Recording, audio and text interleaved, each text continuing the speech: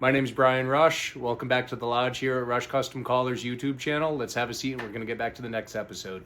Hey, welcome back to the Lodge. I got some good buddies here. I'm going to have them introduce, and what we're going to do this evening is Q&A and perspective. I've got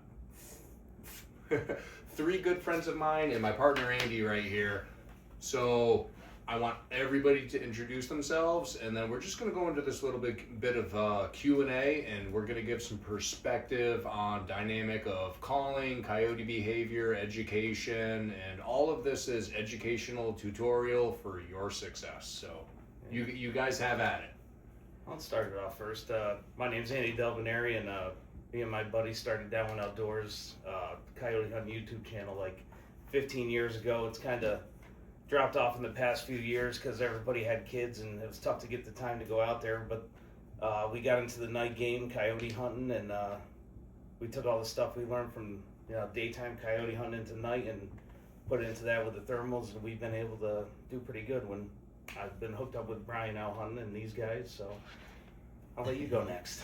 I'm Pierre Thibeault. I'm from Columbia County. I hunt with these guys a lot. Kind of got into it because of my buddy Carl here, and he's convinced us all to buy the gear we need to really make stuff happen. It's come a long way. We have a lot of fun with it. Josh, one of the hosts, One Predator podcast.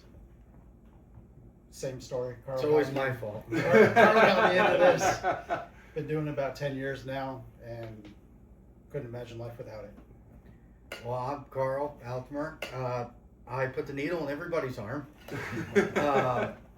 We've been hunting coyotes 15, 20 years now. Just start out red lights, and now we do nighttime thermal hunting. We have a podcast, One Predator podcast, where we sit around and talk about coyote hunting and our experiences and All the things. And we ended up here with Brian, bought some of his calls, and now we're heavily into the Our relationship started off with, I got an order. A purchase. They placed an order. I think you or Josh, Carl. Me first. Yeah, Carl placed the first order with me, and when I looked at the invoice number and where the actual call came from, I gave you guys a phone call like, "Hey, you're local. Instead of shipping this, do you want to come pick up your order in person?" And it's absolutely amazing the like-mindedness of the camaraderie of the coyote hunter, and it's a niche group. Yeah, huge. Like that purchase just spawned this amazing friendship. Right. So I guess if we're going on that story, the way I met Brian, it was crazy because we got sponsored by a few call companies, back in the day when we were making our videos, and my wife got a call from one of her best friends and said, there's a call maker right down the road, and Brian only lives 20 minutes from me, so I told the guys, let's take a ride out there, see what he's got to offer, and we stopped over, and from day one, we knew Brian was the guy, so cut ties with everybody else, and that's how we started our friendship. And proximity was great. We're so close to great. So, and even for us, we started out watching you guys. Yeah, which is crazy. Right. Well, there was nobody when we started hunting. There was nobody in the Northeast doing what you guys did, and it's different, the calling and how it is here to what the things you see out west. It's definitely different. People say a coyote's a coyote, and that's true. They have the same, mannerisms. They react to the same thing. It's just, it's different terrain, different population. Different. We got lucky to hunt all over the country, many different states, and we were successful, but not as successful as what you see on TV, because we brought our tactics out there. Yes, we killed them. Yeah. But it wasn't close to what I thought it was gonna be, seeing the numbers that they shoot out there, but we'll probably get into that later. Yeah, no, we'll definitely be touching base on a lot of that. But anything else you guys want to chat about? Background, names, everybody good? A lot of chatting. a lot of chatting coming up. So on the Q&A, like everything I have in front of me is topics of conversation, and this is just Q&A and perspective. What do you guys think the number one mistake brand new coyote hunters make when they go on the field? I think it's going to be approach. Yeah.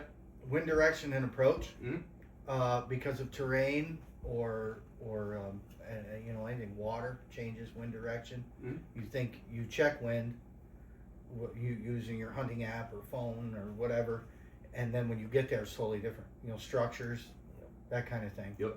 Because that will totally set you up for failure Before you even start. before you even. I don't care what call you use or whatever. It doesn't matter. You ruined it before you even started. I have an example. Yeah. A coworker of mine is a big deer hunter. Mhm. A little bit louder, Josh. And he came to me and was like, hey, I made this stand. I set up with the wind in my face, just like I would deer hunting, and called in this coyote, and it circled around behind me, and it winded me. I go, well, that was your first mistake. Is you gotta play the wind. So a coyote is gonna try and circle downwind because, like Brian always says, they hear it, they want to see it, they want to smell it. So with that wind in your face, going to your back, you called that coyote in. Mhm. Awesome, great job. Yeah. But your wind was wrong, and he circled around behind you because he wanted to smell you. Yeah. I mean, that's where I was going to go with that. I think Right. the biggest thing is wind. And another thing is who mentored that coyote hunter, because usually people aren't like, I want a coyote hunt, I'm just going to go out and do it myself. They hear that somebody's a coyote hunter, they reach out. Well, that's and how get this with all it. Yeah. happened. Yeah. Mhm. And that's what Yeah. I mean. So usually it's all, you pick up mannerisms and everything from the people that you hunt with, and you figure out how to do it from them, because you're not just going to go out there and be like, I know well, some people maybe, but I know everything, and you go out there and wind direction's one thing. People might say I know how to play the wind, Mhm. but then when it comes to it, they don't know that you could have a crosswind. Some people think you need it, straight at your face, which I feel is like one of the worst. So it's like, Mhm. Yeah, I always try to have like a 45-degree wind, and that call's here, and they're coming out to the call, and Yeah. not me. Yeah. You know what I mean? Yeah. You can Focus have attention. wind in your face, I think. no, but- you can. I just You feel like can. the coyotes feel safer coming out where you set up, Sure. because if you set up the way that would work, Right. In the woodlots here, and you got a crosswind, instead of a wind blowing straight at your face with a field behind you, it's going to take a lot more for that coyote to come all the way out, and they know that. Right. So you got that crosswind, they might just have to break a little cover and come out over here. And, As long as So- you can see, you're down. Yeah. Yeah. Yeah. And if it's in your face on your approach, and you have a woodlot in front of you, or CRP on to your right, or whatever it is, when you're going in, if it's in your face, that's fine, as long as you can see all of your down. Mm-hmm. Because as soon as you make a sound, that's what it's going to do. And I bring that up, like, the wind doesn't matter at all Right. until you make a sound. You Till you became the make a destination. You became the destination point. Right. I heard it. I want to see it. I want to smell I mean, Right. we got so many examples. it. So many. Right. Like, that- Just the other night, we walked down into a stand, walked straight out to the field that we were going into. We expected to come from another set of woods, and we looked back, and there's a coyote right there where we walked down through. The wind was blowing his way, but we didn't make a sound. We weren't a threat to him yet, or Right. he didn't perceive us as a threat. that Pavlov's theory Yeah. hasn't kicked in. We're Right. smelling the sound associated with danger. And then what were again, last night, Yeah. we went out and we started calling. We had a crosswind. These coyotes came running straight at us. So they're not always the same, but a coyote is going to want to try to get your downwind. But Was you it can kill them right? with them coming running right at you, but it doesn't always happen. And that's like that first time coyote hunter goes out there, might play the wind just good enough and has one of those happen Right. to him where the coyote just runs right in and he's like, oh, this is easy. So And then you'll what go out 20 more sound times. would you Um, start with? we started with house. last night. Yeah. Yeah, we howled. It was kind of a tight It ran field. straight in on a howl. It was kind of a tight field, and we howled. We vocalized first, and then we just shut up. And we shut up for a good few minutes because we want the coyote to come look for Yes. where the sound came from. So they heard whereabouts it was, but we didn't give them the destination point. And Right. we could tell that they were coming in just because within 10 seconds of calling, they busted out in the field. So they And- were already on their way, Well, Yeah. and that was just a little When he says cold, hauling, close. we gave it. We gave it a few minutes. 3-4 minutes. 3, 4, maybe 5 minutes max. Yeah, We vocalized, we howled, we're coyotes. We gave them an area where we vocalized from, and then enough time elapsed where, okay, if something hurt us, we want them to break cover. Now I started squealing, and then boom, it was just full on commitment, just full on commitment, and it just that just happened quick. Where like I became the destination point. There was cheating towards the downwind, but a lot of commitment to where the sound came from. Right. And another thing I guess we could say for people watching is, you know, we're in New York. We don't have a lot of big fields, so we picked our stand last night. It was only maybe a 3-acre, Not big. 3-acre field. So that's why hedgerow with maybe like an acre and a half. On that's why when we howled, we gave it a little bit of time before we started squealing, just in case they just popped out without starting to go to our downwind more so than when we started rapid squealing. Right. So Yeah. so that's what I think. The biggest thing with new hunters is playing the wind. That might be where they, you know. I really think playing the wind. You hear that term all the time. Play the wind. Play the wind. Play the wind. What does that actually mean? My definition of that, as long as your wind is not blowing into the habitat where you think the animal is, and you have good visibility to that area of your downwind, it's a good stand to call. Even if the wind's hitting you in the back of the head, if it's blowing across a couple thousand acres, and there's nothing to your downwind, go ahead and call the stand. Right. And then that all starts from as soon as you leave the truck. You know, you want to make sure the wind's in your favor. Like I said, we walked in and it didn't bother the coyote the other night, but chances for success, as long as your wind isn't blowing into the habitat, you're going to call as soon as you leave the truck to walk to where you're going to set up. Perfect.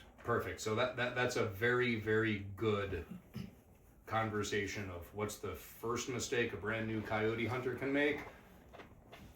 Defining playing the wind appropriately. Enjoying the content, please like and subscribe to this, and follow my buddies here over at the One Predator podcast on YouTube and other streaming platforms. What mistakes show up to that same hunter after 2 to 3 years that's different? What mistakes are they making after 2 to 3 years?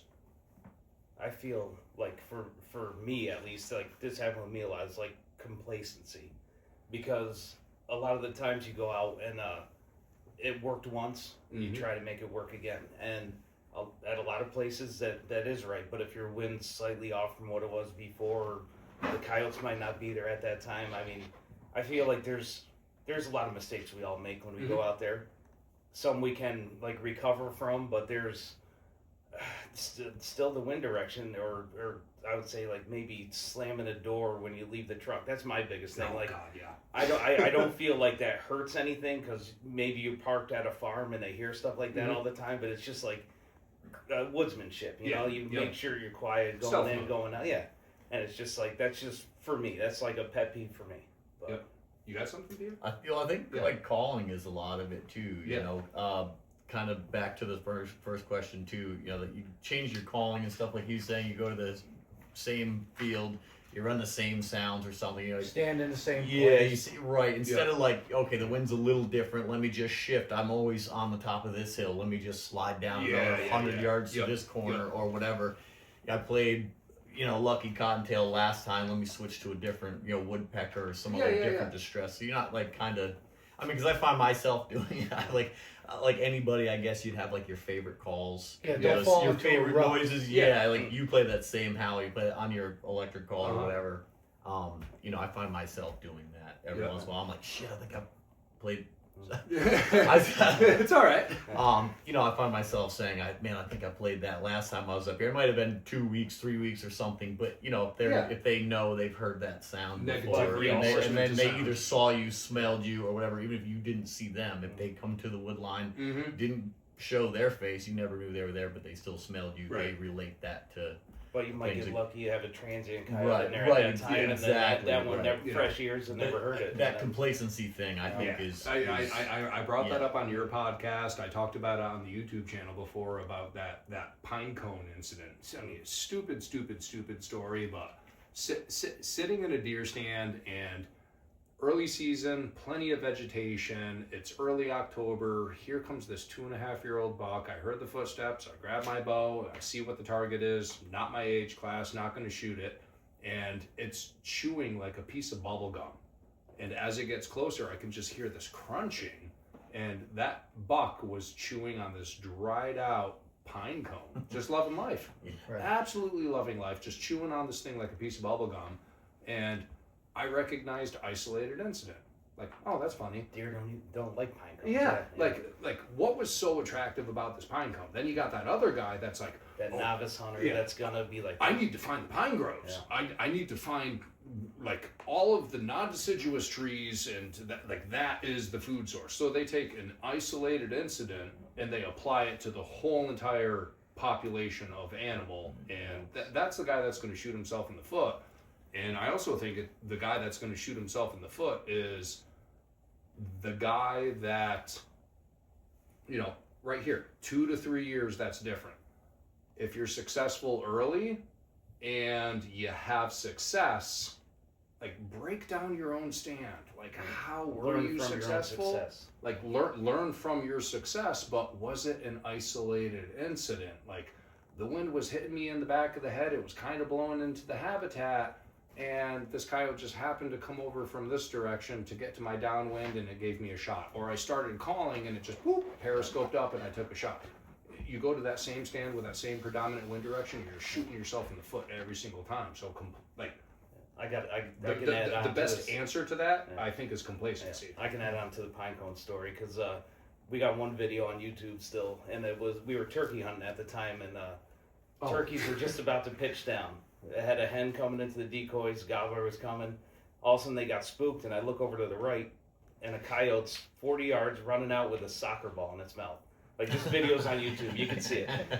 And that would be that novice hunter be like, oh, coyotes like soccer balls. They just go grab them from every neighbor's yard, go play with them. But it was just that one time I saw it, and it's like, wow, one of those just isolated. Never going to see that again. No. I don't think I wasn't prepared for that. Yeah, I saw the look on your face. I'm like, whoa, what? The funny thing was, though, he did coyote things after that. He went, dropped the soccer ball like 200 yards, snuck up on the decoys and attacked the decoy. Yeah.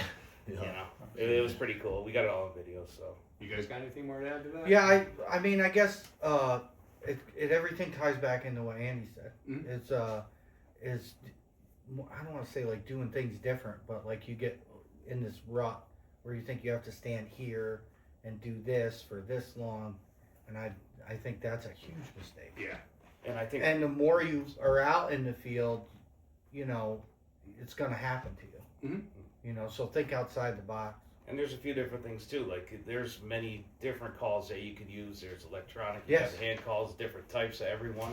And everyone you got to set up a little different, because when you're calling with a hand call, those coyotes can pinpoint you just like turkeys. So at least, if you have an electronic caller, you can put it away and play the wind if that one set wasn't going to be perfect. That's why when we go out, because we like hand calling, it just gives us, better vibe. We feel better about ourselves. He makes them. And it's one of those things that the stand's got to be perfect. You got to set up in the right spot. You got to, just do everything right, so they don't get your downwind and you can kill them before that. But with a Fox Pro, or I don't know if we're allowed to use names, trademark anything. E-collar. With an E-collar, you could set it up somewhere and do something different. If every stand is a little different, and that's just what I was getting at there. Take your time. So along with the complacency thing, I think people asking other people online what sounds are working, like, well, that sound may not work in your area. So, I play rabbit distress. But here, in our experience, rabbit stress doesn't do anything. I agree with you on that. I spend a lot of time on like the Facebook groups, and you go through the comments, and the thing is, like, that guy's where? Wisconsin, that guy's Ohio, somewhere not even close to you. The amount of prey for those coyotes is different. The amount of coyote population is different. It goes a million different ways from there. So I definitely agree with you on that. Trying to get advice from so many different people, and then apply it to what you have going on. Like, that's not the recipe. You know what I mean? That recipe is going to be you building the recipe, your own experience in Boots that on the field, ground. trying certain Yeah. things and changing things. Yeah, it's all right to take some of that advice and Yeah. consider it. Go through your call list when Mhm. you're at your house, take your e-call or put it on low, play all the calls, be like, okay, well, every night I go out, I see 2 or 3 rabbits. Every night I go out, I see more, whatever certain prey or something that's out there. You can kind of adapt some of those things, but So definitely being cautious a about. mistake would be falling into a script of how to call and what to play and that kind of thing. And I would say there's always like 2 constants. You got to think there's always that breeding season, Right. which is Time of pretty year. much the same all across the United States. So it's those sounds will work there, and the prey that they have. Yes, they're different, but those coyotes just hear that sound. So you got the feeding and the breeding. You know when to use the breeding. The howls and how to bring them in there, but. Like you said, it's different everywhere. Yeah. And you just got to find what works for you and make Yeah. it work. Yeah, so I mean, I really just want to jump in and say this. Like, when we started Downwind Outdoors, we didn't do it to, all we did it for was to put the best videos on YouTube. At first, we didn't think about teaching or showing anybody how to hunt, but then that's kind of what everybody was asking. So that's what we kind of gravitated to every time. Like, they're always asking, how long do you sit? What do you play? What do you do? So we didn't think we were teaching anybody. We did it for ourselves to make the videos, and then it gradually got into what works in New York, in your area. This is what we're doing, and that's how, that's why we gained a lot of followers, because I don't know if the stuff worked for them, but we were just telling them what worked for us, and hopefully, that got out there and people learned from it or had success from what we gave them. Some people might not have, but that's just, like I said, we weren't doing it for them. We were doing it to capture our videos, make the best videos that we could and put them out there. And it turned into more of a teaching aspect in the videos. Without even realizing it. it. So. And even to say, teaching is a way to say it, but no coyote stand is ever the same. Never the same. No. It's never the same. So for somebody to say, if you buy this call or use this piece of equipment, it's gonna be like this, that is not true. Because Every single stand is different. Yeah. Yep. So what we got from you, from you guys, was, a lot was to do with the habitat, right? Because it's the same as ours. Yeah. Ours is a little more tighter and, more people, but it's the same habitat. You're not talking like a wide open, barren plain with no trees or structures. And you can't tell, And what I'm getting at is, I don't think it's ever gonna be. There's not like a way a script you should follow. I said it again. It's always gonna be different. Yeah. It's always gonna be different. Take what we say and apply it, not in total. Not as gospel. Right. Per se. And there is nobody that can do that for you. Take a bits piece and pieces. and go with that. Use a piece of it. Maybe that piece is wind direction for a stand that is, difficult to get into or has whatever. Whatever it may be. Kind of goes back to those mistakes of complacency, but recognition of adaptability. I just don't want to come you have to across adapt. as you need to do what I say Mhm. or it won't work. Mhm. Absolutely. And you need to, play 30 minutes of rabbit screaming Mhm. or it won't work. Yeah. Constantly, without any breaks. Yeah, Right. That's what I mean. Or you need to everything's take more different. breaks. Some of our stands, we stay on stands 60 minutes. Yeah. Some guys only want to stay for 20. And then you got that other guy. Well, you're just educating everything. No. And your wind direction, and they smelled you. They never heard you. It's. Well, that could have happened. It could have happened. But You you're might never not gonna see 'em, know. Yeah. Yeah. You never saw them. Yeah. If you started out wrong, walking in, wind direction, anything like that. But like we say too, we're hunting in New York. So that's another thing everybody's got to realize. Like, it's the East Coast, Pennsylvania, it's all about the same, rolling hills, a lot of woods. But then we always say we have like 20% fields to 80% woods. Sure. Out west, like when we hunt Illinois, Kansas. Well, you've it's been the there. exact That's the thing. opposite, yeah. We've never Yeah. been there. Yeah, so you got, that's why the calling might be a little different, but this, I mean, just as important as he's saying, like every stand is different. every coyote is different. Yeah. Sure. Are you hungry at lunchtime? I'm hungry. Yeah. Right. Pierre doesn't is, eat lunch. is he out at the bar to go get a beer? Yeah. You know what I mean? Every Probably individual animal is Right. different. They're Yeah. looking for something. Something is going to trigger them. You can be in the same spot, same stand, same Personalities. wind. Their vocals, Yep. their Three cadence. coyotes, yeah, It's like when you talk, you got a different tone Yep, than I have. exactly. Yep. Everything's there's so many variables there. Absolutely. So taking like bad advice, you could lose. You know, it's money lost. Right. You put all that money into your investment, your hobby. And time is money. Time is money. You're out there. You're trying to hunt coyotes. Right. You're out there taking someone else's advice of what works for them, but may not work in your area. Mm-hmm. Yeah, That's why I was always cheap. I wouldn't, the cheapest thing possible. Bought hand calls first, Right. which you can get them at Rush Custom Callers. That's me. Plug. But Plug. but it's funny. Like you just get a hand call, become proficient, and then if you want to branch out from there, that's Yeah, I just don't think. I hate how some people put it across that you need this. you need to do this. You need to call like I do. Mm-hmm. Yeah. You need, Joe to the use. Pro.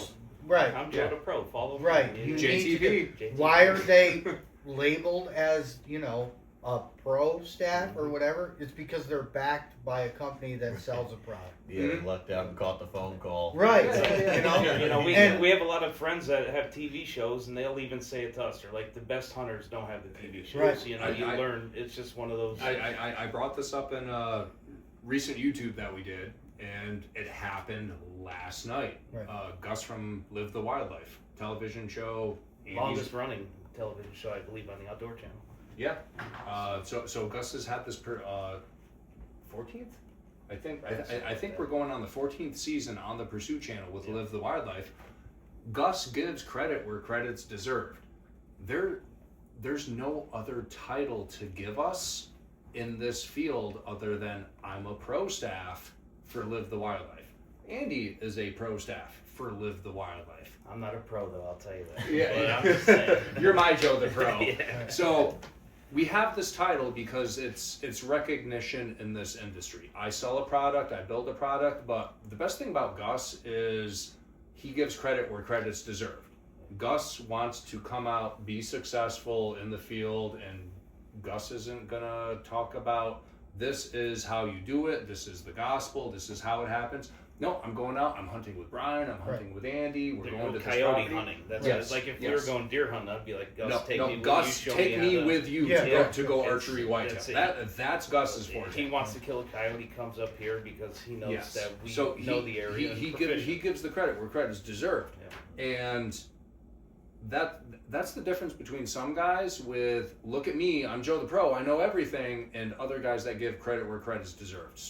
Honestly, I can say start paying attention to the guys that talk about other people in a good manner. in a good yeah. Not talking. Screw that guy. Yeah. So some of the stuff while we were kind of talking about earlier was like which calls and stuff do work where. So when I started out, I kind of leaned on these guys to try and figure out basically just a general idea of like That's all it is. what I kind of needed to do. Yeah. But again, it's just adapting and building out. When I Give you a direction. when I make chili, I look up 27 recipes. I figure out a good base. I figure out my own little things, what I like, what makes sense to me. I watch tons of those shows, a lot of the Facebook things. Like, there's a little good information in each one of those. But, Bits and it's pieces. always about making, that recipe work for each spot and each coyote. Like I said, everything's analogy. different. So I just think, not to take everything to heart, more or less. You got to see what works for you. There's so many things, habitat, what's there for prey. Yeah. We've played sounds that, all kinds of weird stuff. what the hell was that? We did like a crying goat or something. It was weird. We've done But there's a goat farm next door, so Yeah, it it makes was weird. sense. But that's the unconventional part. Yeah. Don't think Don't limit That- yourself. that you have to go out and do that. How many people play rabbit? That's the first prey. Everybody. Everybody says prey distress. What comes to mind? Rabbit. Rabbit on 30 minutes. Rabbit. Yeah. Rabbit. Yeah. Rabbit. No. Woodpecker, blue jay, We did It might have been a prairie dog. squirrel. Yeah. Good one. Yeah. Squirrel's a good Yeah. one. That's another good Prairie thing. dog we did once. Prairie dog worked. Yeah. Mhm. Even, Hey, there's have- no even have prairie dogs around, here. yeah. Well, you know, even with hand calls though too, you got to think you don't limit yourself there because there's so many different cadences you can do. You can do a lot with an yeah, open reed more howler. than people think. 'Cause You can people make an just open get in reed and blow howler. into it. Yeah. like a rabbit yeah. Yeah. Oh, or yeah. a mouse. Yeah. If you come way down on it, Yep. you can make it like a mouse You or, could- a squirrel, or any kind of you squeal. could take the same exact hand call without, sanitizing. Who Yeah. cares? I could put that call in my mouth. Yours.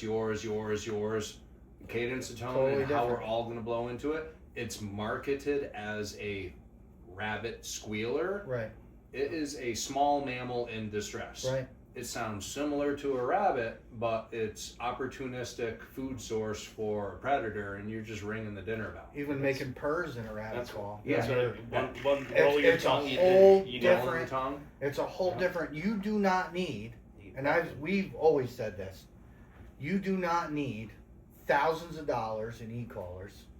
You can go out and take your rabbit call and do a purr while you're blowing in the rabbit. You can make so many different sounds with 2 pieces of wood. Yeah. It's like you can do raccoon distress. You Raccoon, get a, yeah, you get a little, yeah. you know, that little roll in the tongue. You do that. You could, That purr of a Yeah. raccoon. Yeah. yeah.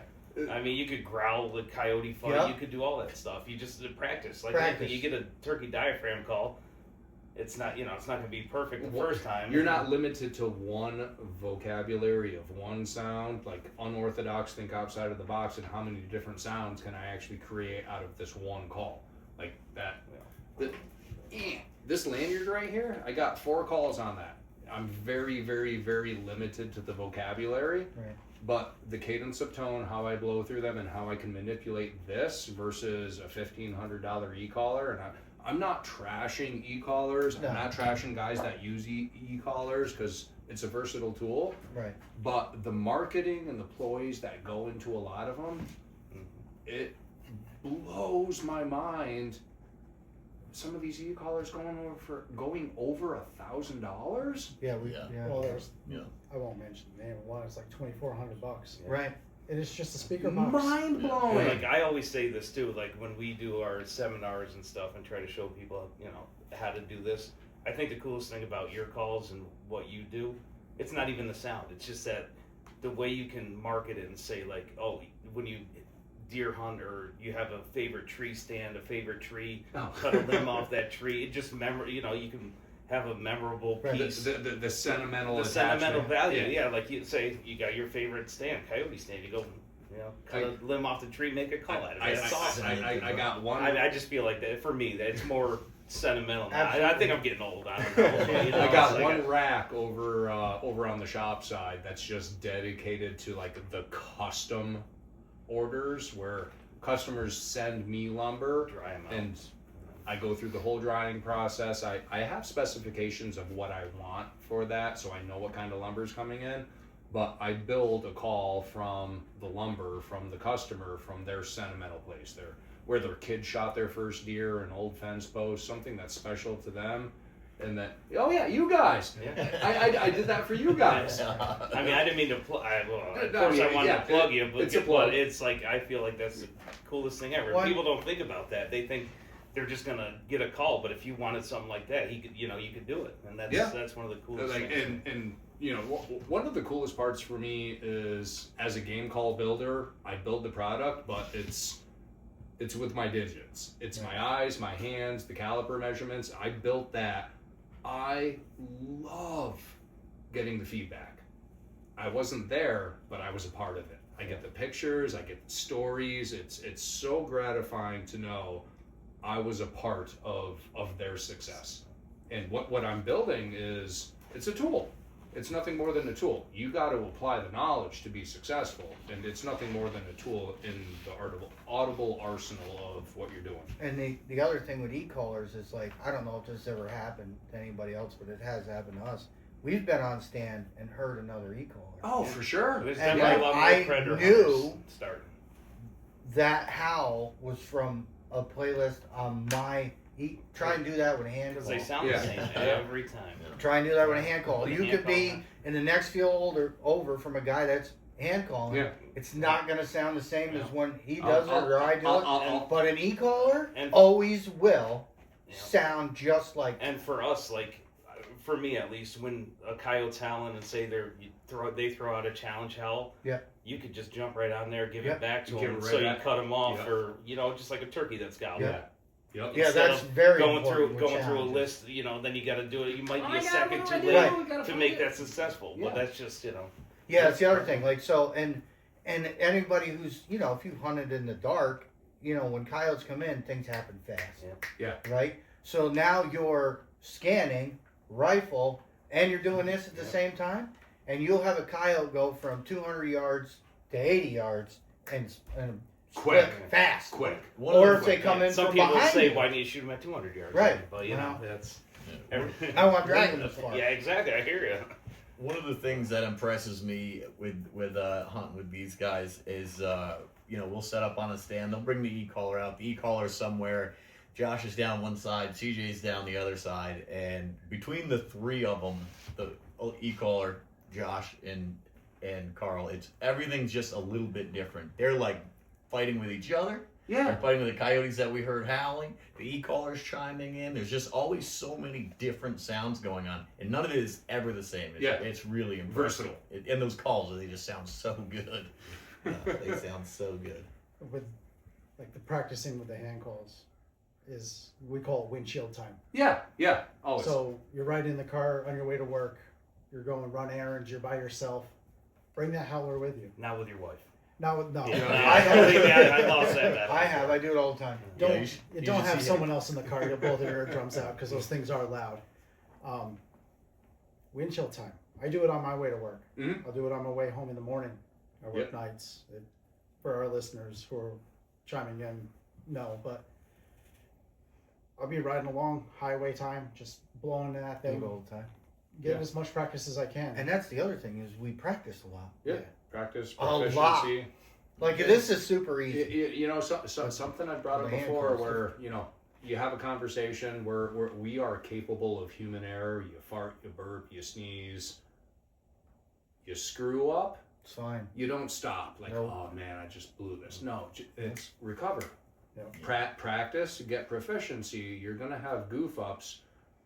Skip over the goof up and just recover. And those just recover. and that is we are living proof of that. Oh yeah. Because I've been on stand and how one of mine fell apart when Yeah. I was howling. Yeah. It still worked. You, We still you might get that reed flutter Right. and it's like, oh crap. and everybody gets discouraged then, Yeah. and that's wrong. I mean, No, if you you're think fine. about it too, how many times has like your own pet dog been barking or like hiccup And it tomato, gagged. Right, that makes it more natural. something, Yeah, so yeah, it absolutely. really is. More natural. There's Not as bad as you audible think. imperfection Yep. with our Every- communication. Every animal. And- What ruins that is deer e-collars, cough. man. Your deer cough. Like I heard that in Yeah. Illinois for the first time. Like, what the? What the heck? what is Like, that? Here Yeah. comes a dude walking down a hiking trail. Oh, it's a little buck. Yeah. No, absolutely. Well, I've been getting on Pierre because how long have you had your howler? A I long don't wanna time. talk about it. You've No had it comment. several months. Every time we go hunt, I'm like, Yeah. hey Pierre, you got that howler on you? You're right. It's in the truck. It's in the bag, yeah. No, it should be in your hand. Right. That's fair. Well, it doesn't sound that good. Doesn't matter. Just get out there, try it. If you screw up, work your way through it. Yeah. Graduate. 'Cause And I think even- e-callers is what they they paint this picture that it always has to sound like this, Mhm. and it doesn't. This long. It This does. time. Yeah. Like you This talked sequence. in your turkey videos. What's the best way to learn? The animal. Being Just out listen. there and listening, Yeah. Yeah. and see how they react after they made that noise. And, Mhm. just Yeah. that's the best way to learn.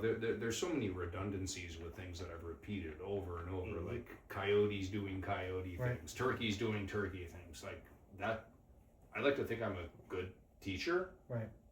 I'm a good teacher to create the sound, but watch the animal, like trigger. That's how Well, you that learn comes from how to- spending how to time use in the the field. sound. time in the field and trigger discipline. Like, I mean, we were bad. We were bad at it. yeah, I mean, as But far you as still what killed we, them. right? Yeah. As far as how we think Took it 2 should years. sound. Yeah. Yeah. It took years to And get the Years. first one. And that's like what we talked about earlier. That guy, the young guy that goes out the first time, he might shoot him the first couple sets and be like, "Wow, this is easy." Oh yeah. That's right, you know. Yeah. What about the guy Yeah, that but makes the a next sound 15. that? What about the guy that makes a sound that it doesn't work? Say he doesn't see anything. Mhm. Then he goes home and it's because I used this thing and Yeah. I didn't use my e-collar. Uh-huh. No, man, No. they might not be there. You know, and I'm 100% confident to say when we go hunting and nothing happens, but we had our good approach, we're in the right place at the wrong time. Yeah. That's all That's it is. it. We know the coyote. It's not the numbers there, sound you made. It's Yeah. not Yeah. this. It's not that. And also very, very optimistic. Something hurt us. Yeah. We just didn't pique interest. Yeah, we And that videotaped happens. so many in the daytime Oh my years God. ago that were coming across the field. You'd call to them, they wouldn't even lift their head up. Right? How many times And did it's that like- happen to you? No kidding. I know No, you. okay. I know you hear me. Right. They could hear a squirrel fart at it makes you 150 feel yards. this You know? big. Like, Yeah. oh, I should have done Yeah, this. Why didn't I do But that's this? just if they're not interested, they're not going to come. It doesn't matter. Yeah. You just got to find the sound that they need to hear at that time. So Pierre? Yeah. All right. Just trying to think of what That's who what keeps that that cutoff, is. okay. Yeah. Yeah. Oh, you know, some of the best advice that I've gotten is really just kind of patience, a little bit of resilience and stuff too. You know, it goes back to that trying to figure out the recipe kind of thing. Some days it works, some days it doesn't. It's just always a matter of being patient. Sometimes we're out in the field and CJ will hit a couple noises and then it's like, it feels like forever. I'm like, CJ, are you going to keep going or what? And he's like, just be patient, be patient. I'm like, you're probably right, man. You're probably right. You know, it's right from rushing your call sequence to, you know, Gotta do this, so, gotta do sometimes this, you just gotta sit do there and this. listen. You know, I've sat on the top of the hill and hour and a half even, and it's like I'm ready to pack up and go home, and then all of a sudden a coyote pops out. They just weren't there when I got there. Mhm. Right? The Right, calls, really maybe strong. they heard Yeah. it, maybe they didn't, but you know, all that stuff. You know. So yeah, to build off of that, the best advice I've gotten is from Brian. Silence is your best call. Thank you. Like, just shut up. Let coyotes Yeah. do coyote things. You Patience. made your noise. If they're interested, they're on their way. Like, just sit and wait. Don't. Yes, we've talked about on the podcast, coyotes have ADHD. They're coming in. They look like they're locked right on you. We have video of it. This coyote, we saw it because the deer saw it first. There's another good piece of advice. Deer in the field, perfect extra set of eyes. Yeah.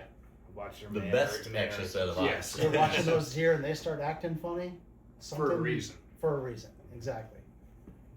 Carl and I were on the stand, called a little bit. All of a sudden, the deer, 500-600 yards out, start acting all goofy. What the hell's going on? This coyote comes busting right out of the woods. They At stop us. feeding. Yep. Heads up. And alert. she's coming at us, and then she's over here. Mhm. She's going this way. Make a little noise. And now she's going this Bring her way. back. Yeah. You know, but Successful, huh? Successful hunt. It was 200 yards. Yep. Pulled the trigger, dumped her right there in the spot. Perfect. Yeah. But silence.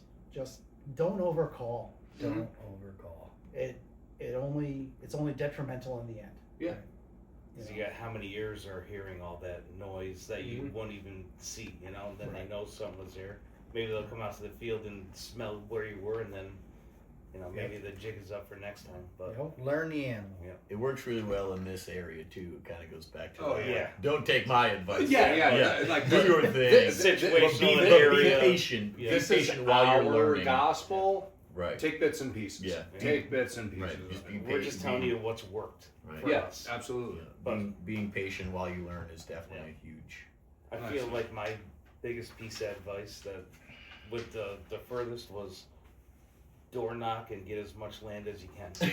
Yes. I mean, that really is, because you can go hunt the same spot over and over. You might have success, but you're not going to have as much success, because it's not like deer hunt where you're going to sit in the stand all day long and then wait for that deer to come. Like a coyote's a coyote. I'm happy to shoot any coyote that comes through. I'm not waiting for that 150-inch deer. That's gonna be a Yeah. nice coyote I'm- next year. yeah, No, exactly. we're gonna That shoot every thing's one. done. That's the But best like- part about coyote. Especially But- October yeah. 1st. Yes. I got lucky over the years. Like, I worked on farms, and that just worked out for me, because I the landowners like me for some reason, but whatever. Just And blue then, eyes. the blue eyes, just that. No, but then you go talk to all the other landowners, just give them a rundown of what you're doing, and they're usually more than happy. You talk to a farmer, they're usually more than happy to give you permission. But that also leads into another thing. If there's other coyote hunters there, be respectful, because Communicate. communicate if you're going there. Yes, if more coyote hunters can have the same property to hunt, Yep. but like we were just talking about calling, it could be detrimental, and then you both would be unsuccessful because you're calling. You might go call there the same night or something like that, but just getting a lot of properties. Yes. A similar situation happened the first time Carl and I came up to hunt with you guys. Oh yeah. The first stand, we get up, go over this huge snowbank, which I disappeared into. Oh yeah. Yep. And we get all set up. And I looked over. I was like, there's cows there. that's weird heat spots down there. I And thought it was a cow at first till it moved. yeah, Oh, it and made then- sounds and it moved. Well, Yeah, people and probably they're- look at me in a thermal and think I'm a cow too. But, Well, it was my hay feeder too. Yeah, so there's other people already there. So the communication with people who Huge, other people who hunt properties that you hunt. Yeah. huge. That farmer, the Some people landowner don't might, do that either. yeah. Yeah. That farmer landowner might think more coyote hunters, more dead coyotes. It's actually opposite. Probably. Yeah. around here at least. Yeah. Overcalling Yeah. spots. Mo- They will mo- change yeah. their movement. Josh Yeah. shows up on Monday, Carl shows up on Tuesday, Pierre shows up on Wednesday, Andy shows up on Thursday, and I'm the only one that thinks I have permission on that land, and that animal's already been called to 1, 2, 3, 4 times, and I show up on the 5th night. And you might sound a little different. They might come out, but maybe they hold up at 400 yards. Yeah, that whole Pavlov's theory. is Someone will kicking take a in. shot at 400. Sorry. Some people can hit that with a Yeah. 2-2-3. All right. Is the 2 to 3 year hunter more dangerous to himself than a beginner? Is the 2 to 3 year hunter more dangerous to himself or the beginner? You got something? Go for it. I do. Going back on what Andy said earlier with your other question, Yeah. complacency. Yeah. I do this and this happens, or I go here and I know this terrain and that. It's just They always come out of this spot. right. So you just get, used to doing the same thing in the same place. Mhm. Yep. Like where we hunt, it's very populated with people. Mhm. You don't want to be complacent of there's a house here, there's a house there. You got to be constantly vigilant of your surroundings. Absolutely. Makes sense. Super safe. Really Safety. safe. And people who listen to us, we preach it all the time. All the time. Safety. Yeah. We're carry not a mag dumpers. I carry a first aid kit. Yep. On my tripod, I have a bird box from Coltech, and there's a first aid kit strapped right to it. It's a trauma kit. Perfect. Gauze, tourniquet, chest packs, everything you could need Mhm. if something, Hopefully God it forbid, never happens. You're good till you're not, Yeah. but you have it. it's there. Good. I hope to I never fell out of a ever tree touch stand, it. so Yeah. I didn't expect to. You know what I mean? Yeah. It's just one of those things. And that's why when we set up, we have vectors of fire. Mm-hmm. You don't Because- cross here. Nope. Yep. Everybody has their spot, and you stay in that spot because whatever things happen, Mhm. accidents happen, things happen in the heat of the moment. You premeditate everything so bad things don't happen. Right. We have Good. a standing rule in our group that, like, it happened to Pierre and I last week. We were facing one direction, Carl was facing the other. We were in this cut in a hedgerow. Mhm. We had 2 coyotes come out. Guy on the left has a coyote on the left, guy on the right, coyote on the right. We had a double come out. They crossed. Mhm. Doesn't matter. Doesn't matter. The guy on the right stays on the one on the On right. the right. Yeah. Because I was watching the one on the left, and it goes this way, and then Your the- track goes from this back to Yes. this. Yep. Right. So, I mean, And then now you can get away with it, so you make sure Yeah. Right. Yeah. safety. Nice. Good. Safety, huge. You know, my my butt has been busted about this before, but just preaching safety, being a hunter ed instructor for the state for close to 8 years. Who is more at risk for an incident in the field, the novice or our age class? Right. Be Yeah. us. Definitely us. It's us. Yeah. And Complacency. We keep going back that to that. is that is the That's- answer. It's complacency. You cross that stone wall fence, you cross that barbed wire fence 50 times, loaded firearm, you step over it. Yep. It's the 51st time you Yep. do it. Yeah. You trip, you fall, your gun goes off, and something really bad happens. Right. Like it's complacency. Right. You're good till you're not. Good Like till just you're not. don't suck at life and make good decisions. Sometimes it's like the excitement in the moment too. Sure. We had some coyotes come in, and Josh took one out, and then the second one come in, and he's like, "You want to shoot that one?" I said, "Yeah, I can do it." And then it was like, "Josh, my gun's not going off. I'm not sure why. Hold on a second." And I realized I never rolled another round in. Yeah. Never even put the safety back on. Yeah. He shot that one, and I was so excited. It was headed to the woods, so I made a follow-up shot and just never thought to rack another round, put the gun back on safe. We're high-fiving, and then I go back to the gun, and there's another coyote, and I'm like, what is even happening? Now Yeah, that's It's an just- experienced and hunter. it's, Yeah, I've been yeah. hunting since I was a little kid, and I just, Uh-huh. I mean, it's like, if you watch most of my videos, except for maybe one of those two, you know, it's every time that gun goes off, boom, and that rack Rack. is right away. Quick. And it's always, if I gotta have a follow-up shot or something, but You just gotta have that every second once in a one. while you Yep. slip, and I'm like so good with that racking around. It's actually one of the things I pay attention to watch anybody else's videos. They fire, and they're just like following the coyote, and then all of a sudden you hear the gun. Yeah. I'm like, why wasn't that? You know what I mean? The Get that next thing. initial like bang second should nature. be Yeah, right. yeah. But you forget it once in a Yeah, while. You absolutely. know, that's Yeah. that slipping up. The heat you of the know. moment. Yeah. You're all jacked up. Your heart's pounding. Well, I shake. Yeah, I felt the ground vibrating from like 20 feet away from this guy. Josh, you okay with it? Oh, I'm fine. We use comms, and I've heard it. Yeah. So, That was the night. but that's a good thing, though. But that is why we do this. Yeah. It's the excitement, Exactly. that Absolutely. adrenaline rush. I mean, how many coyotes have we killed as a total? And that's, you know, it Oof. still doesn't, that's why we do it, because we get excited. Yeah. that rush. Like if you don't get that anymore, like what's the point of going out? Yeah. I absolutely. really like doing it because I mean I talk to a lot of our landowners and they enjoy having us there. Mm-hmm. Even if we don't shoot a lot, us being there deters them predators from being there. And that, I mean, you see something wrong on the property, you got a good relationship with Oh, yeah. with the landowner, you're basically like private free security. That's what I say. like how- You're better off with us here at night How many than times nobody. the farms we go to, a cow was out, you know, we get Oh, it yeah. back in. Oh, my and God. stuff Yeah, like that. yeah. Just, you know, That's happened to what- us. Yeah. That's Ran what right gives at the us. brownie points for the corralling farmers. livestock. and Oh, everything. thanks a lot. Like, Yeah. Although we did scare the cow back over the fence. Yeah, that was a big Whatever it takes. Whatever it takes. That was a cow running down the road at us, and then she found out we were human, Yeah. and she put herself back She's in. like, no. Perfect, perfect. All right, next one. If a hunter mastered only one skill first, what should it be? If a hunter mastered only one skill first, what should it be? I think, for me at least, it's proficiency with your firearm, Yep. safety, and making sure it's on. I mean, because without that, you're not going to kill a coyote. Yep. Yeah, marksmanship it's and just- safety, Yep. definitely priority, huge Yep. priority. We were kind of talking Yeah. about there, the Mhm. guns of fire, and Yeah. you Yeah, know, firearm absolutely. handling and stuff. You know, Yep. it's And definitely a it's big thing. definitely learning, at least with the thermals now, because before a regular scope, they're easier to dial in. With the thermals, you got to make sure everything's right. Like, if They you change every night. Yeah, and if you Mhm. don't set up, like if you're not focused perfectly, you're shooting at a bigger target than Yep. what you think you're shooting at. At least with the thermal, I'm just going Yeah, down that's that route. temperature, moisture in the air, Yeah. and things like that. So It's similar with the night vision though. Like you Yep. have to adjust your focus. Mhm. There's It will get grainy. it will get grainy Yeah. if you're zoomed in too far. Yeah. Mhm. Like I did it with a glass scope one night. We had a fox come in, and it's like, oh, fox, and I was on the left hand side. It was coming in on my side. I That was couldn't a long time ago. find the thing. This Yeah. is red light days. Yeah.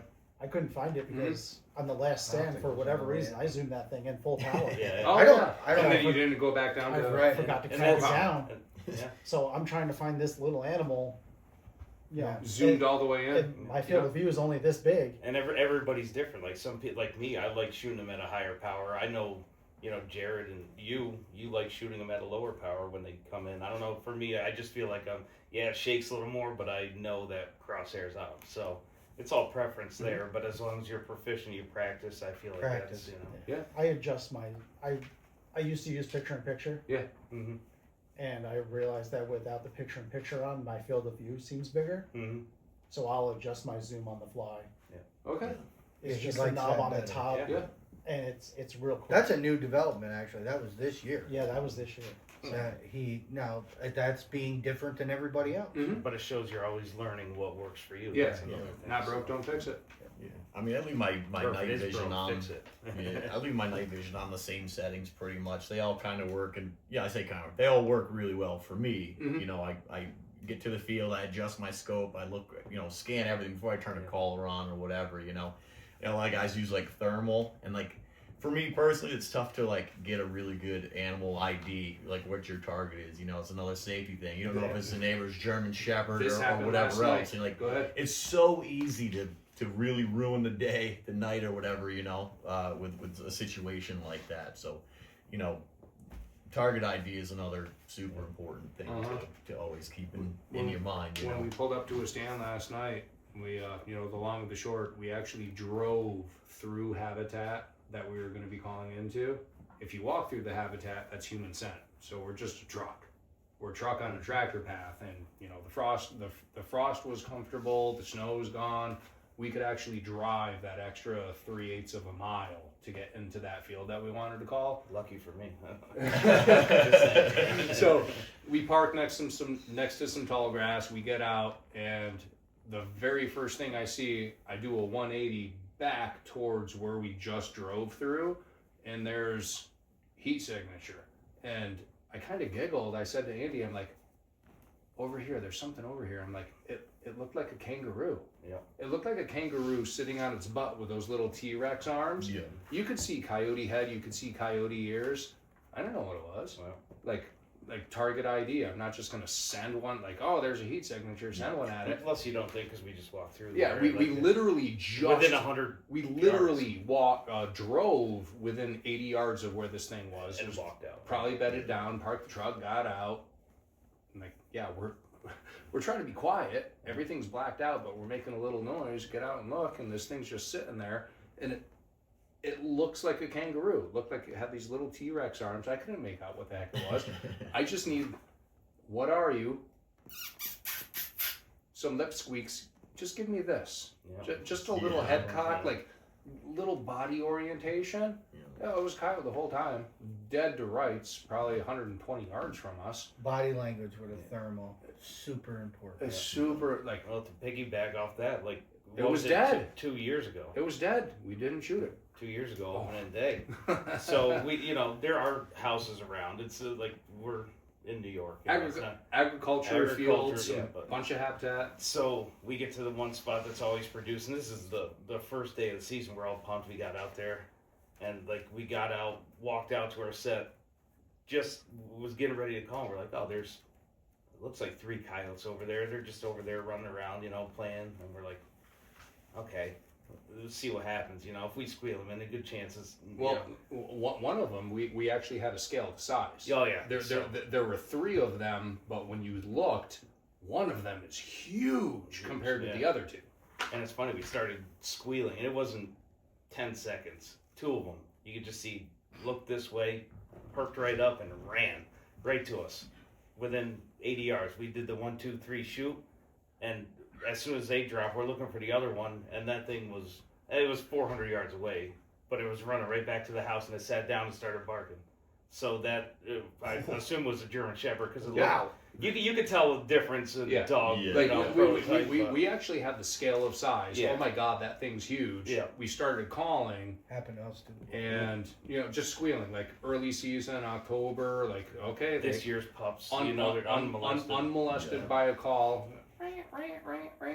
And you could just see the body language, the acknowledgement from 2 of them, and you could see the body language of that coyote lope coming across the field, like species ID, that's coyote. And then just looking at that other one, it heard the call and it was like, nope, and just ran away. And I'm like, Yeah. Oh my Stranger God. danger. It's crazy.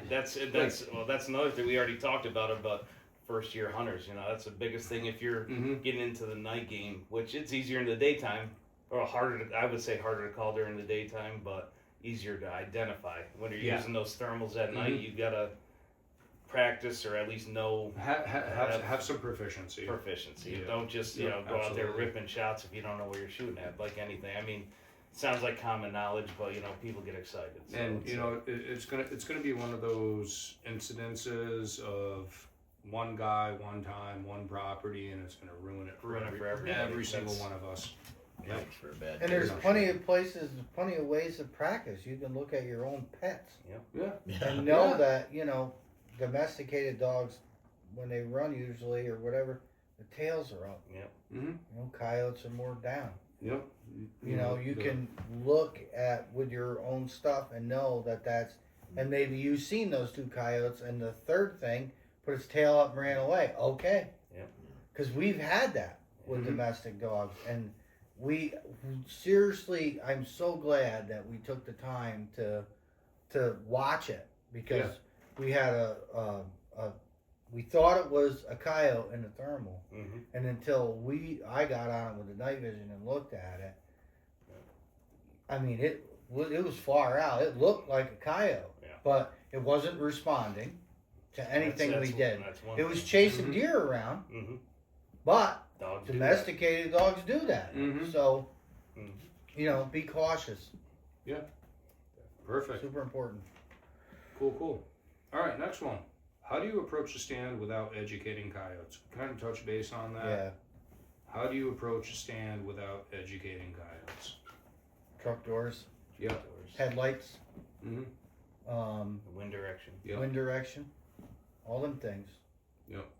I mean, we've had also stands walking in. There's deer out there.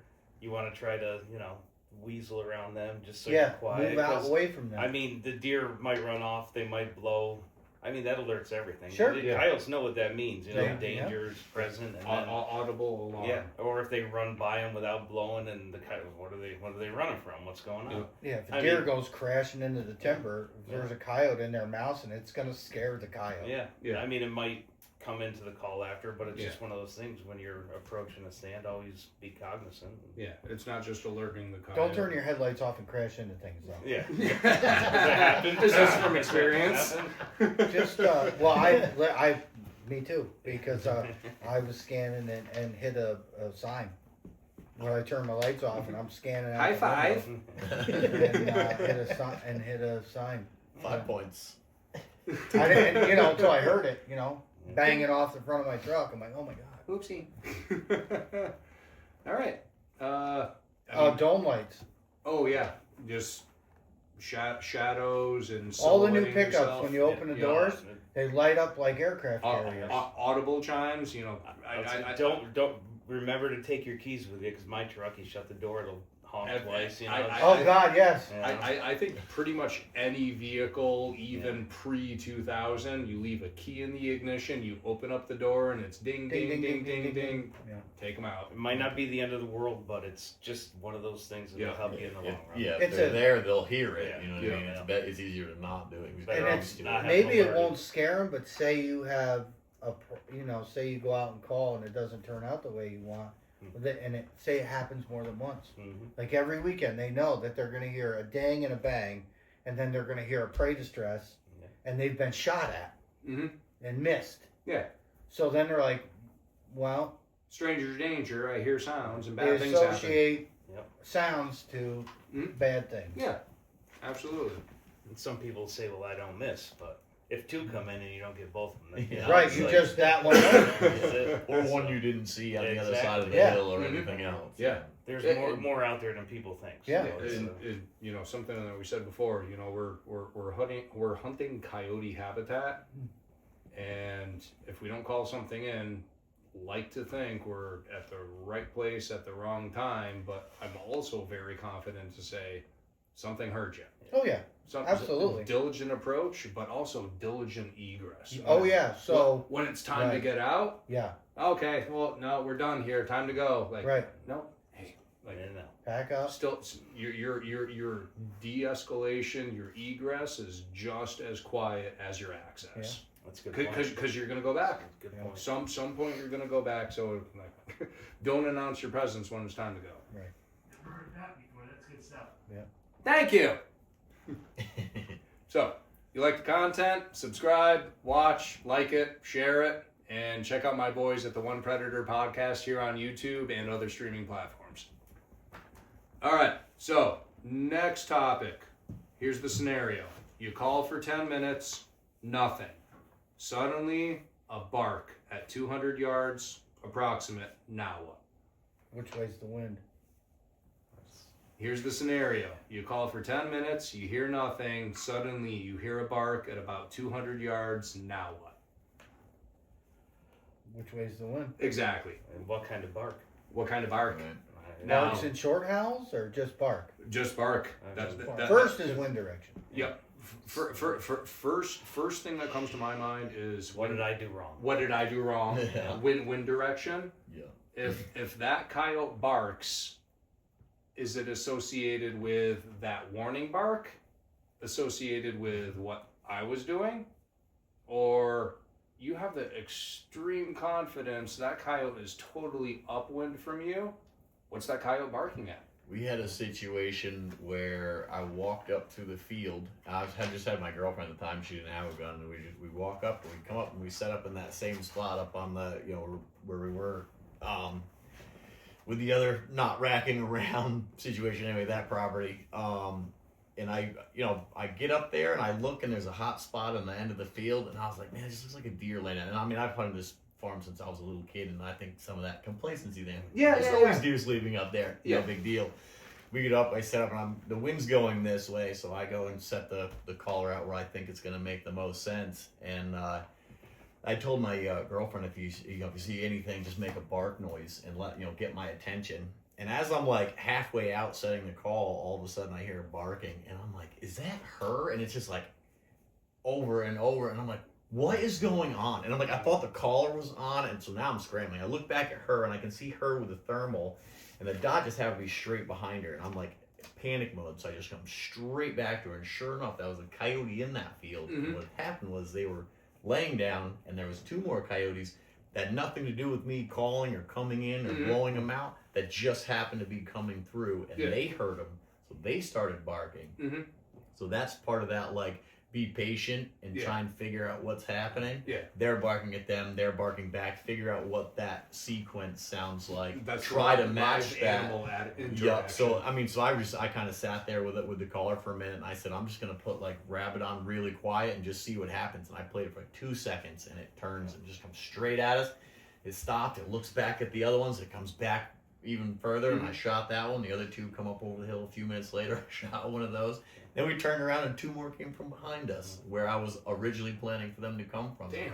4 come from a direction This place I didn't is even think were going to be there. Yeah. And then 2 come back from the other direction. So, that like just kind of shut up and listen. Yeah. Figure out why it's barking. Yeah. What you could have done. Examine. What it might, Uh-huh. what might have happened. That's another thing I see, like with coyotes, like vocalizations. People don't understand the vocalizations on a lot of coyotes. Because you don't hear a lot about it. You don't look into it. Like there's different ranges they go to that mean different things. Like once you understand that, you can get a better idea of what's going on. How often you were sitting there when 2 of them started talking. You go there as in a quiet, dark space and start doing what you think is right. Exactly. You know what I mean? And you're just assuming where if you went in quiet, never touched a call, made a noise, and you hear them communicating, it's such a learning Yeah. thing. You got something, Josh? Yeah, that night behind the farm.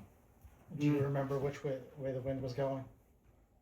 Towards it was north. It was out of south to the north. So So it it was- was blowing at her. So it was blowing at her. We walked- toward away from her almost So that way. I'm heading down to his house, and going down the road, and a coyote crosses the road in front of me, Mm-hmm. just a couple miles from his house. Okay.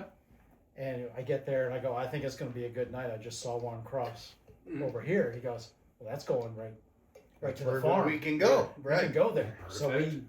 his little cousin was with us. We jump in the truck. Sam. No. This Okay. is a different Different one. one. Gotcha. He's got a lot of cousins. Okay. Real cold in our house. So New we York. head back there. We get back, and we weren't even like set up, and this thing starts barking at us. Bark. So she knew we were coming. But So him and his cousin go to one side of the hedgerow. I go to the other, and I have my diaphragm call, and we weren't affiliated with you that at was the a time. while ago. Yeah. And she's barking, and I'm barking back at her. Uh-huh. And I could watch her like 400 yards out, just circle this field and come to this side, circle the field and come back over here. She wasn't sure what was going on. That was early season, right? Yeah. So it was probably She was a young one. a young, first year pup. She never Back and left. forth. Never left. Just barked at us. And this went on for like So we 45 barked at her. minutes. Yeah. I'm It just, took forever. we're barking back and forth, back and forth. And she would finally bark, comes he would around bark. to the right and finally makes a mistake across the field right in front of me. Perfect. Oh yeah, she And- yeah. Him and his cousin were on the other side of the hedgerow from me, and he hears the bark and goes, "Oh, I know what's gonna happen." Yeah. Pow! Dumped her right there. It was 150 yards. You barked at her. I barked at her. We were Oh, we yeah, were we were now just we were communicating playing back we and were forth. right. We were separate, and Did you Yeah. make any noise, or was it? You said the wind was going towards. The Yeah. wind was blowing at her. she winded us on her way in, Hmm. and we were setting up, and she just started going nuts. Yeah. It's still, But so again, So- she didn't run away, but we still made it happen. Yeah, so I mean, honestly, like I think the whole point of that question on this paper was, you don't give up. Don't get like Don't associate the bark of a coyote with warning bark scenario stands over with like. but you were quiet going in, so it was just a wind. What was issue. the Alright. whole That was our early days. Gotcha. We didn't know. painted picture scenario of what was the catalyst for that Yeah. coyote to bark? You weren't the catalyst for yours. You guys might have been the catalyst for yours. Yeah. And But we were successful. which minority of the time Right. it worked out. Yeah. It worked out. And another thing too, like when we what we always used to say before, everything that we've seen calling coyotes, for some reason, once they sit down, it feels like they assess the situation more, and they don't want to commit. So usually that's if they're within our effective range, we're like, now's the time before you got to rush a shot and they're going away. Yeah, it's like one of those, that coyote that sits, that's in your effective range. Yeah. If it's sitting, it's audibly examining, it's using its nose, it's olfactory examining, it's using its eyes, it's trying to just visually examine, it's examining all of its surroundings. they're thinking way too much. Yes. Yeah, Like, debating how important. Something's wrong here. So If it's in Smart your dog. effective range, that's really. All right, we'll make this quick. Mike's hot. All right, are we recording? rolling. Good. Yep. All right. All right. So next question. What uncomfortable truth does every new hunter need to accept? It's not going to happen every time. Yep. Yeah. Patience. Yeah. Definitely Patience. I mean, patience and Patience that and- kind of it goes patience with and it, but it resilience. is not going to happen Yeah. every time. Like even daytime calling's another thing. That's totally different because you're Huge. putting in. It's not always good all day long. We always here in New York, at least when we did it, was early mornings and right before dark, and the best times for movement of any animal. Yeah. And it's just And that. How many stands did Downwind do? How many stands have I done, and how many stands have one Predator podcast has done that? You don't see it. you see Like, the successful you ones see- on YouTube. You and see stuff, the but success in the media. We've You see gone all weeks. of those posts. Oh yeah. There's We've gone so weeks for many them. dead stands. Just it's not success every single time. For us, I mean, You're gonna have dead stands, and you're gonna have a lot of them. We show the misses too. Yeah. Yeah. A good bearing on what we We did definitely here in talk New about York. Once we actually got proficient, it was 1 in 5 to 10 of those dawn or dusk stands. The primetime stands. Which honestly is still an It's amazing number. We Amazing we number. got lucky there, but nighttime might be a little different. But still, you got to stick with it and really put in the time and effort. Persistence and patience. If it's- Absolutely. Something that you're passionate about, You're put the good. time in, you'll be successful. Yeah. Absolutely. Boots on the ground and just stick with it. Don't give up. That's And why it's called hunting. Yeah, yeah. Cliche. Yeah. Cliche. It's not hunting. It's not called killing. It's called hunting. That's why they call it fishing, All right. not catching. So we're gonna blast through these. We're gonna start with Josh. Day or night? Night. Carl. Night. Pierre. Nighttime. I'm both, man. Like I would say, there's different aspects to both, but if you want to kill quantity, nighttime. Yep. Daytime, it helps with proficiency and learning the animal, and it being true woodsmanship. Like because you got to be more camouflage, you got to know where to set up. But yeah, nighttime if you want to be successful, nighttime. Get Andy a Snickers bar, please. He gets a little Brian Rushy when he's You know, I'm kind of.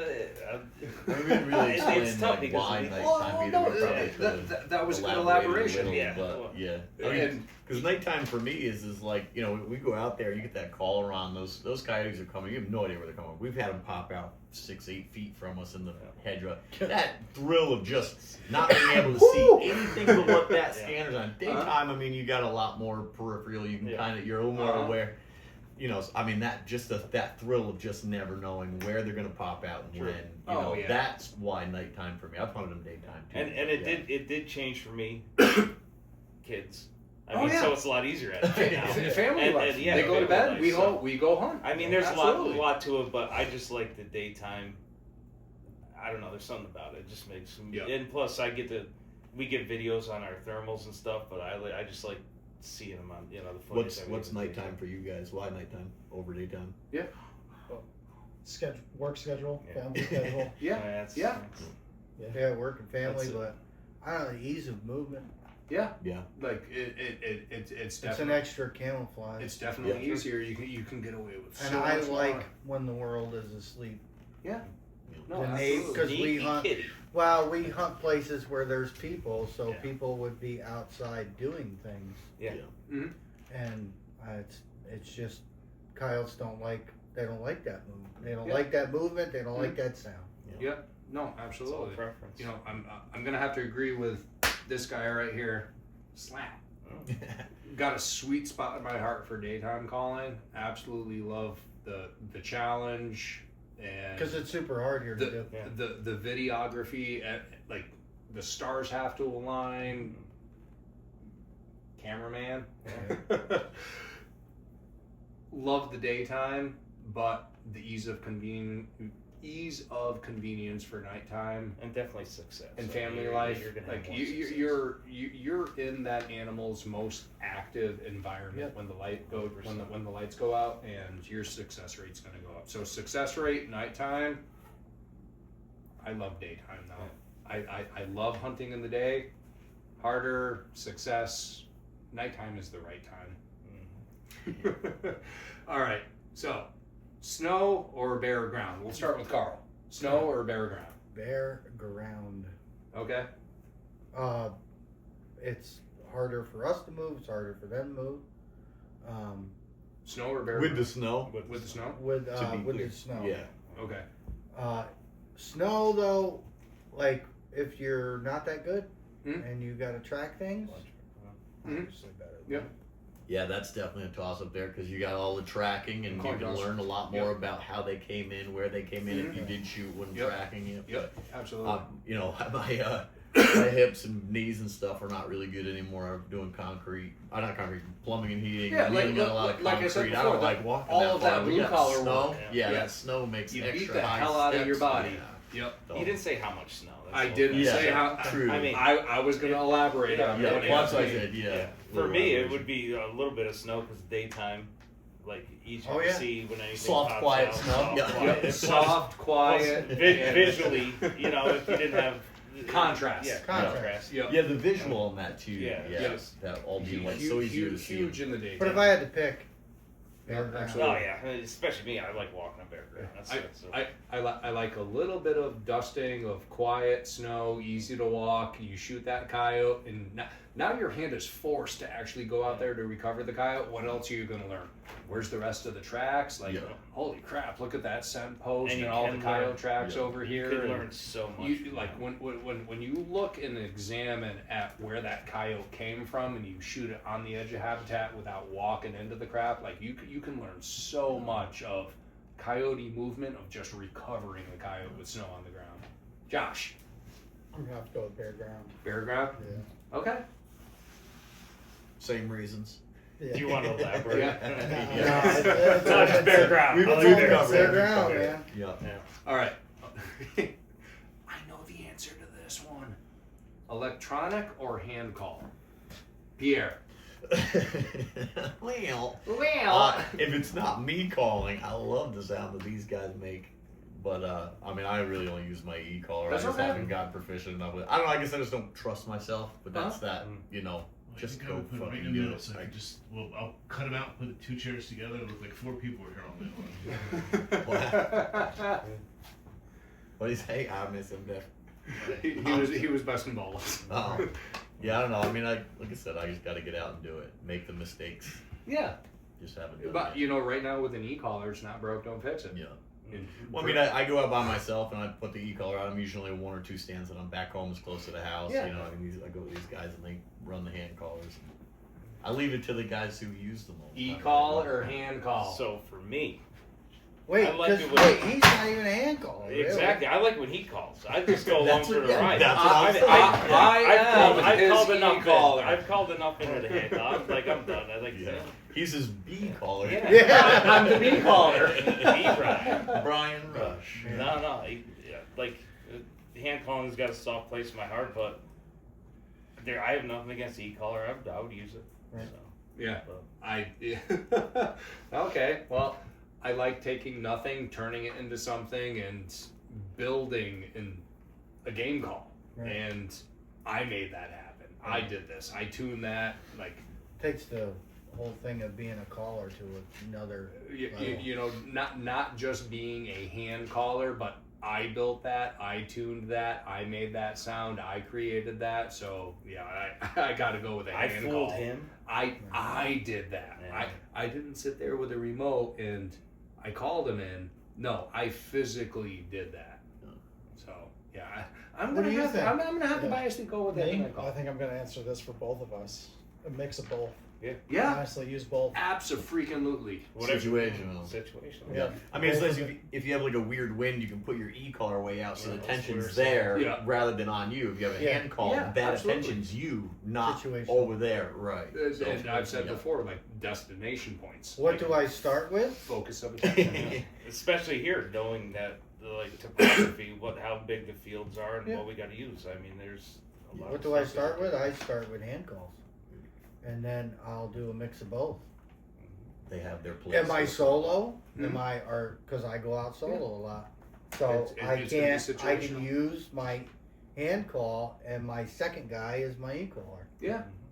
And I've given that analogy plenty, and you guys have totally kicked that in the butt Yeah. with making those analogies of hand calls with an e-collar or using a hand call, but using the e-collar as your partner. Right. And how many times have Andy and I stood up and I'm the caller and Andy's set up straight downwind for me, like 100 to 300 yards away, and I just hear that shot, Yeah. and I hear the smack of the bullet, and I never see the guy. And you have to wonder because like my first e-caller was a Johnny Stewart, it had like 10 sounds or 8 sounds or whatever on it. But like we do some kind of fight and blowing a rabbit squealer at the same time. Yeah. Mm-hmm.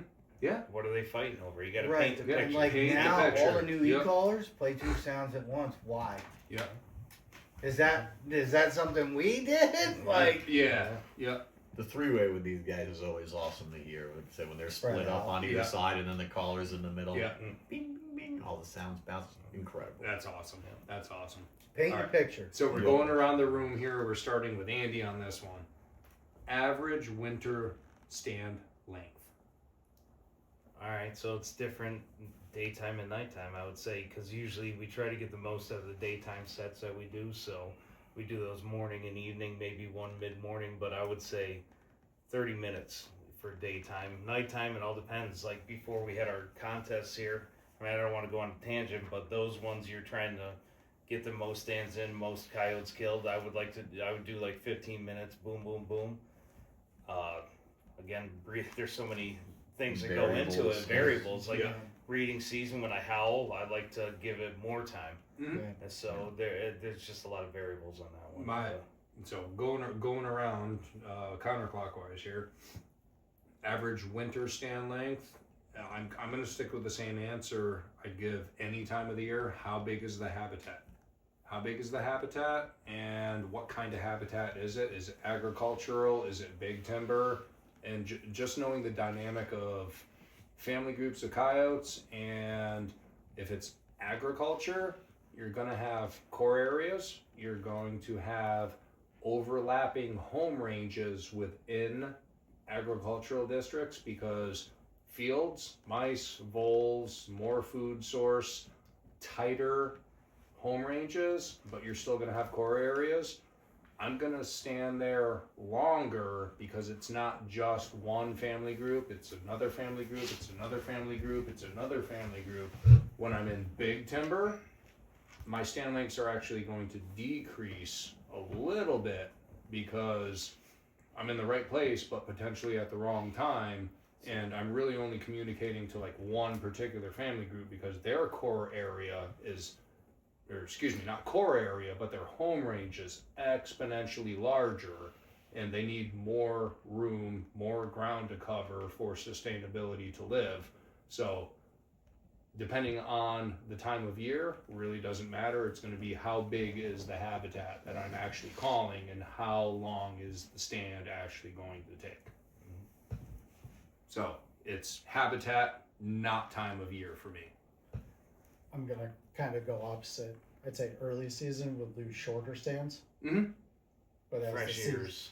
fresh ears. As That makes sense too. as the season Absolutely. progresses, we'll do longer stands. Okay. So beginning of season, half hour, 45 minutes. Toward the end of the season, hour more. Yeah. So many variables. Yeah. It's good to get a different perspective. No, but, like, absolutely. That's why we're doing yeah. this. Yeah. Right, same thing. It's October coyotes, 30 minutes. Mhm. Now, I mean, it's been all over the place. They will get to you. It just takes them a little more time. Mhm. And it's a lot of things. Is there a ton of snow on the ground? Is there, Frigid temperature. Are they Oh, breaking, yeah. are they Is breaking it- through coming in? Is it single degree winter or is it is 20, there 30 a degrees? lot of Yeah. people hunting there? Mhm. Is there? I hate saying pressure, but Yeah. Yeah. I feel like it's your field. Like if you don't feel like it's gonna happen, then it's like Last go night. with it. Yeah. and you might be wrong. Last night when we went out, we pulled into the property and we said, We're it's gonna kill. gonna happen. We're gonna kill. And Yeah, we we called in a definitely have triple, and those. 2 of them left it. Two of them didn't live to see tomorrow, which is today. I mean, for me, it's it depends how many stands I'm gonna hit. Yeah. If I'm just going to the end of my road, I'll sit in that field for an hour and a half. Mhm. If I'm like, all right, you know what, I'd really like to go hit this stand, and I think I'm gonna hit that stand. So then I try and break it up. I really want to be out of the house for 3 hours. How long I got to be at each one? 30 minutes, whatever. How long is the drive? Yeah. I mean, for me, that dictates more than anything if I'm by myself. Yeah, because we have to drive far to get in between Yeah, the to some stands. of our places, right? Plenty of variables to actually answer that question, but That's a good one. that summed it up. All right, the hardest month. So around the room, hardest month. Who's going first? Josh. I'll start with him. Well, he started laughing, but it don't matter. Hardest month? November. 100% November. Yeah. Because we get all the guys for rifle season for deer. Mhm. There's Yes. more people out in the woods, Yes. more scent. Yep. There's There's carcass. more. Yeah, there's a lot more food for They them. got a lot of although- food. Yeah. November. Yeah, I'm gonna say right around there. And I hate to say the pressure thing again, but there's more guys in the woods. There's, I'm not gonna. There's a lot of scent blowing around there, and they're very cautious animals, and they know, and it's not even maybe they smell the foot tracks, and then you get into rifles. How many guys, everybody guts their deer in the field. Everybody does. Yeah. They'll stick to those areas where there's food. They're lazy. They don't need, if they don't need to travel, they won't. Yep. So I mean, I think for me, I like, where I am, there's not a lot of guys who hunt even deer and stuff like that. So there really isn't a ton of pressure in November. I mean, I'm really the only one who hunts anywhere within, Yes. 700 acres, you know what I mean? Mhm. So for me personally, I think it's going to be a little bit more when it's like bitter cold. I don't really see as much movement. Mhm. You got to, figure out winds or moon things. That seems to correlate a little bit more with movement Mhm. on my end, Okay. but For me, everything like usually it's not 1 month. It's from that mid-December to mid-January because they're not quite breeding yet. Yeah. Like the deer season's still going. Like you said, there's people in the woods, and usually that's some of our coldest time here. And Yeah. yes, the coyotes move when it's cold. They live outside. They got to move. They got to do whatever. But it's just that's the hardest for me to hunt for some reason. But for success, I mean. yeah. I'm gonna go to a complete different angle with this answer, and the hardest month is me, not the coyote. February can screw off. Yeah. Yeah. Sideways wind, super cold. If it hurts my body that bad, Sure. I don't want to be Right. out there. That's But what I'm is saying. it one of Yeah, the that's my best point. months to go? But Yes. that could be one of the best months to be out in the field. Breeding season and Yeah, everything like that. you're just coming into But pre again, we're rut doing and this to for peak fun. rut, and then Yeah. you hit that bell curve Yep. of breeding season for coyotes. It's a good time to be in the field, but it's also like not necessarily the month, but what is the exact weather condition and And Mother Nature is very Mother- volatile and bipolar February. Mother Nature. Yeah, she gets high, man. Yeah, she can get really screwy here, Yeah. especially in the Northeast. So that's my answer to that question. The hardest month is not necessarily for the coyotes, but the hardest month for me to get out in the field is probably going to be February. Most overrated tactic, Carl. Ooh. Most overrated tactic. Bait pile hunting. Okay. A lot of guys won't call Yeah. because they fear that they don't know how. Yeah. So they'll put. I mean, it's not. I have bait Yeah. piles, which I utilize, but to think that you have to put feed out for them to draw them in is. Lazy. I don't want to call it lazy. No, because I do it too. That's like a filler. But it's me. one out of how many stands? 20, 30 stands. I like hunting It's not, coyotes. it's not your one and only. Right. Yeah. Right. I like hunting coyotes to make a sound that an animal responds to. Mhm. Everybody thinks you got to put bait out with cameras and signals and Flare guns and Flare- trip yeah, wires. right. Like, No. Don't overthink Does it work? Yes. Yes, it does. Is it fun? No. Maybe Mhm. not for you. It's a time filler, and I not for nothing. There's a weird little correlation that my bait pile's like within a half mile from my house. It's the closest of all of my stands to my house, and so is his. Yeah. His bait pile's not 20-minute ride down the road. It's out the bedroom window. It's 235 yards. Yeah, my bait pile's 234.6. right at the end of my road. Yeah, it takes me 1 minute to drive to the end of my road, and my bait. I've pile's shot a there. lot of coyotes in my pajamas. Yeah. Yeah, so it's fun, but you're not learning anything. No. It's fish in a barrel. Yeah. And I do that just for, again, so those, I do that just to keep them out of there. That's, it's, And that's part of your livelihood. You have livestock, you have animals, Right. and I don't that just can bait them potentially because it's be easy and they can shoot a lot. Negative It sure impact to is your fun. livelihood. For me, I mean, I don't think there is an overrated tactic because we're out there for the same goal to shoot a coyote. Whatever works. Mhm. I mean, if you want to set at a bait pile, God bless you. Yeah. People But, do I it. mean, I Yeah. like going out stand to stand, having them commit to a call that, like you said, like you made, like we're squealing with a mouth call and stuff like that. So I guess it's all preference, but I don't think there's an overrated tactic because it all works. Damn it, It Andy, just you depends took when my it's gonna thing and work. twisted it. But yeah, I guess. So if you have an issue and it's not maybe a placed bait pile, maybe it's an incident. Maybe you had something get killed. It's still a bait pile, Roadkill off the side of the road. Yeah. but that's Happens. placed though. I'm saying if you have animals, like for me as a farmer, have animals, and something happens, Oh, I see I'm what gonna you're saying. exploit that. Yeah, Yeah, absolutely. absolutely. Right? That's a different story. Yeah. I'm just saying, he asked what tactic was most overrated. I don't Yeah. think there's overrated. Well, I guess you're right. That's all. I mean, I Because don't know. we're out for the same Now I'm goal. torn. Yeah, if it equals Yeah. success at the end of the Success, day. right. Yeah, I'm It's- just gonna go at an angle of overrated tactic of publicized, like what's marketed and what's publicized, and that becomes the overrated tactic of something that we talked about. Do this, stand sequence, time frame, and Another good it's point.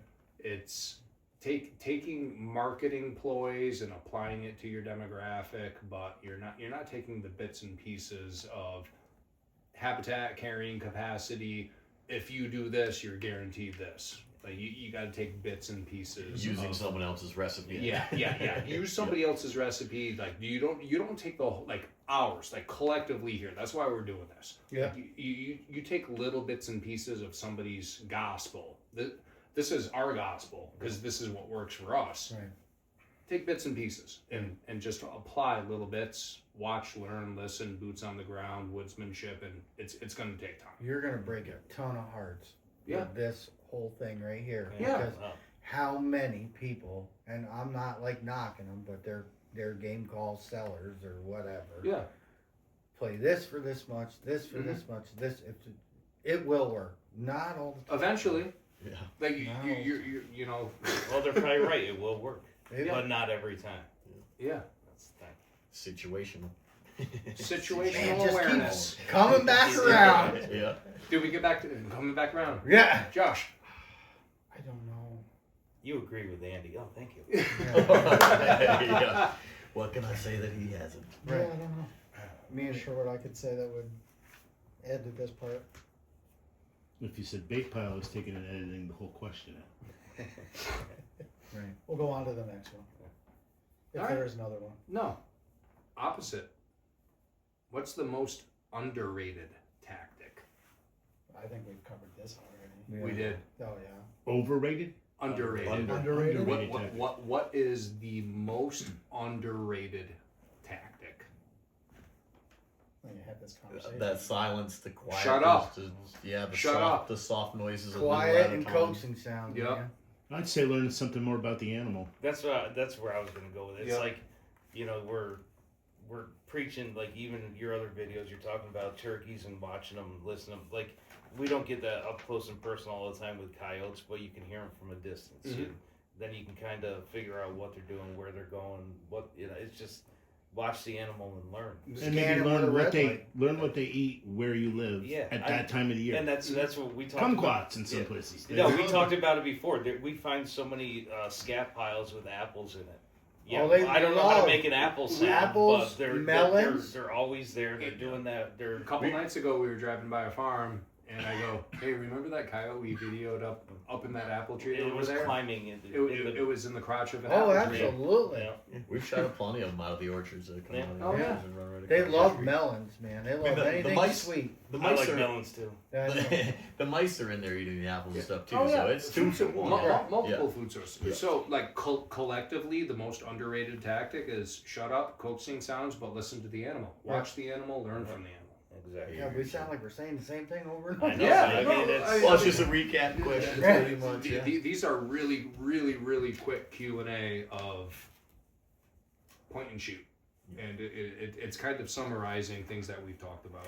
I'm ready to get out there and point and shoot now. We're gonna go point and shoot. Yeah. All right. Sound that kills more coyotes than people think. Chirps. That's such a recap. I mean, I don't know. Here, kitty, kitty. Woof. Yeah. Yeah. Yeah. that Stops last, them. That last bark. That's the last thing they hear. Yes, Yeah. the last bark. And then what they don't hear is dump them. Yeah. So the sound that kills more coyotes than people think. Woo! Woof. Yeah. Yeah. that last. Ask the predator to stop Don't Yes. shoot running coyotes. before you shoot. If it's coming in and it's committed to the call, ask it to stop. I see so many videos online now, like with the thermals, and they're going. I'm like, oh yeah, it's 80 yards. They're gonna stop, and then they shoot it on the run, and Yeah, even they like walking freak on- out, On right? the trot. Like, They're "Oh like, my come God, in let's and they're go!" like, oh, And okay, then- I'll take them. And then yes, some of them drop. Other ones Right. you get spinners and they run. I'm like, what? Why Like- would you just stop? So anybody watching this on your feeds and just the way the algorithms work, you watch something like this, you're going to watch other coyote videos. You're going to see more coyote videos. Especially if you watch 3 hours of it. Yeah. You watch those coyote videos where it's playing to a soundtrack. Here comes the coyote, and you see that coyote coming in, and the coyote's coming in, and then all of a sudden the shot goes off, and you see those spins, and the camera just stops right there. That wasn't a dead coyote. It wasn't a killed coyote. It was captivating. It might be fun to watch. It's not a killed, recovered coyote. It's somebody trying to put something out for entertainment purposes for the death of the animal. There's nothing ethical about that. It really pisses in my Cheerios of, I called in a coyote. I'm playing an e-caller. Here comes that coyote. Got a soundtrack playing to it, and you see that shot and the spins, and then the camera just stops, and that's where it ends. That coyote did not die. It probably got up. It's unrecovered. It's off in the timber, licking its wounds. Well, we got a cool video. But we got a really cool And video. Unrecovered doesn't count. It doesn't count. You can count and claim it's yours. Every single coyote Andy and I have called in, we ask them to stop. You burp, you fart, you squeak like a mouse, you give it a little whoo. Yeah. If they're too close and you think you're gonna spook them, just something squeak at them, meow at them, do anything. But just soft. Or like this guy, you yell, tally ho! I was just gonna say And the that. coyote just comes to a dead stop and analyzes, what the heck was that sound? And then the next thing I hear... Stationary targets. are Yeah, way stationary targets are easier to shoot than moving targets. Ask the coyote to stop. Can you go ahead and close? Now I got red blinking. Okay. I have like 2 or 3 The minutes. sound that kills more coyotes than people think is woo! Stop the coyote. Ask the predator to stop. Ask your closeout All right. question. So, Thank everybody. And Yeah, well, that was fun. Josh, Carl, Pierre, my buddy, partner in crime, love him like a sister, Andy DelliVeneri, One Predator Podcast. Yep. Thank you so much for watching. If you made it this far It through was a this, long one. it was a long one. If you made it this far through this episode, in the comments, write down the name of who was most entertaining. Josh, Carl, Pierre, Oh, yeah. Andy, myself. Whose Right. idea was this?